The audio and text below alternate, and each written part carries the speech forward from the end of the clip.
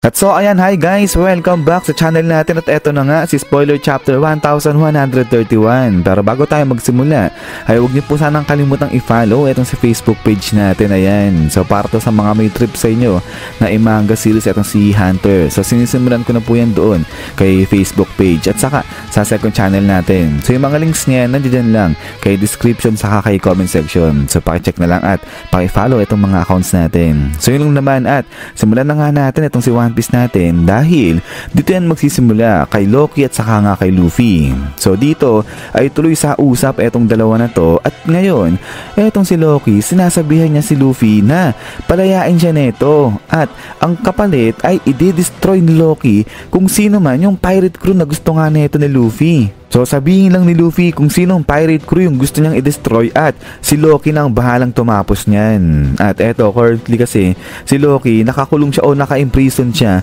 dyan sa may underworld. Tapos etong mga kadenang to ay seemingly mga sea stone yan.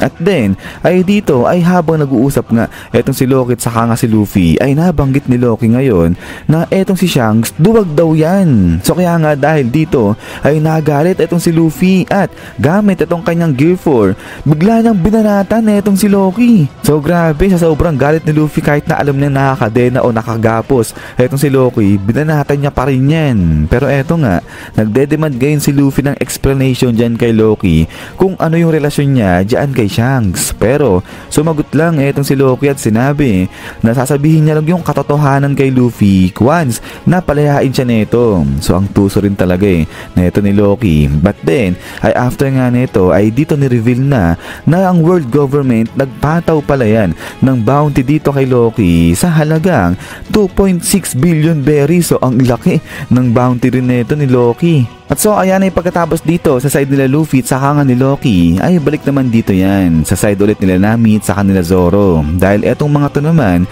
ay nahirapan sila na makatakas dito ulit sa kamay ni Road at pati na rin dun sa ibang mga pirata pa na humahabol sa kanila. So dito ang ginamit pang term sa spoiler natin, narrowly escaped etong sila Zoro. So ibig sabihin parang muntikan pa silang hindi makatakas dyan sa kamay ni Road. But then ay pagkatapos nga dito kala Zoro ay balik naman dito yan kala Robin dahil etong si Robin ay nagpe-prepare na nga siya sa muling pagkikita nila neto ni Saul at nagpagupit na nga siya dyan kay Brook at sinasabi nga na balik na sa dating itsura etong si Robin sa nagpa-short hair na ulit etong si Robin dyan. Pero ayan ay pagkatapos dito kay Robin ay sa dulo ng chapter na to ay may makikita na may higanting sumisigaw at sinasabi na bumagsak etong si Saul. At then ay pagkatapos nga niyan is yan guys, so hanggang dito lang etong spoiler natin na to, so sobrang igsi lang nito. Pero bago tayo matapos ay balikan nga muna natin ito yung sa galit ni Luffy kay Loki. So magbigay lang tayo ng konting review o feedback ba dyan dahil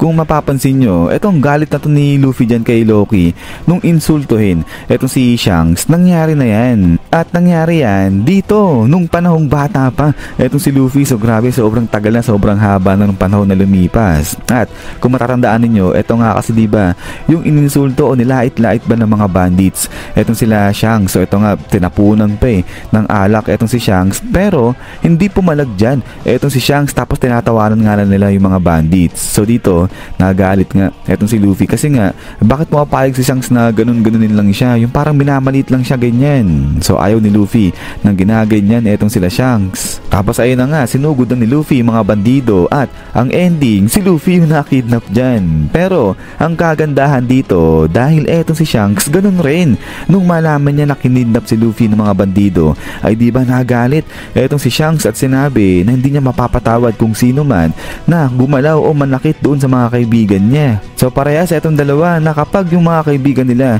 ay feeling nila nalalagay sa alanganin ay talagang hindi sila pumapayag at ayun nilalabanan nila kahit sino pa yung mga yon. So dito ang interesting dahil kapag nalaman kaya ba ni Shanks na etong si Luffy kinakalaban ay ang si Loki Luffy ay susugod ba etong si Shanks dyan papunta kala Loki para tulungan ayong si Luffy. Ang sabi nga pa naman dito ni Shanks, di ba ni Shanks tuloy, ni Loki, di ba?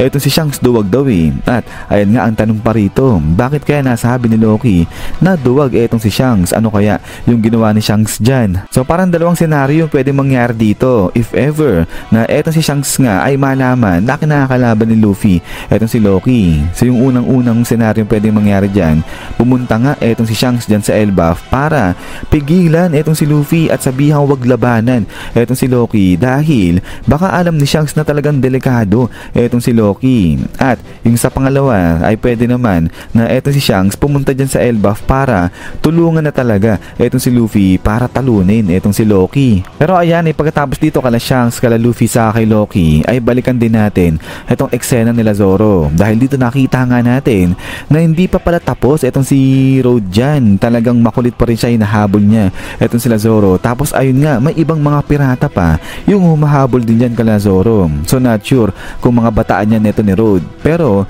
dahil dito ay posible kaya na baka etong si Road siya pa yung magpalaya dito kay Loki sa pagkakagapos niya dyan. So ang sinasabi nga rin dito sa mga theories na nag-a-arise na baka nga hindi nag-iisa etong si Loki, meron siya mga bataan dyan. At eto nga isa sa mga suspect dyan o yung mga pinagsuspetsahan, si Road. Tapos may mga bataan sila dyan ng mga iilang mga pirata. So kapag nangyari yan ay sa tingin ko medyo mahihirapan talaga dyan etong sila Luffy. But then ay balik ngayon dito kay Luffy, ay sa tingin nyo ba napapalayain pa kaya ni Luffy etong si Loki dyan? Lalo na ginalit ni Loki etong si Luffy. So kaya ayan ay ngayon meron ng dalawang pinagsuspetsahan kung sino yung sinasabi magpapalaya dyan kay Loki. So it's either nga etong si Luffy yan o di naman kaya etong baliw na si Road. But then ay pagkatapos nga nito is yan guys. So hanggang dito lang etong spoiler natin. Pero ito ay lastly ay huwag nyo nga po sanang kalimutan ay follow etong si Facebook page natin ayan at pati na rin si second channel natin dahil dyan ko po ginagawa o sinisimulan itong si Hunter natin. So kung trip ng manga series to ay pakicheck na lang guys yung mga links nito nandiyan lang kay description at saka kay comment section. So yun lang naman at ulit ay maraming salamat sa panonood dito kay One Piece natin. Sa paglumabas na yung full summary nito o yung full chapter nito ay ipapresent ko na lang kagad sa inyo yan guys. So yun lang naman at ulit ay maraming salamat sa panonood. So lagi mag-ingat, God bless nyo lahat at kita-kits tayo ulit. 君と僕が出会えなかったなら夢を信じることをきっと僕は知らないままでいたんだ Thank you best of my friend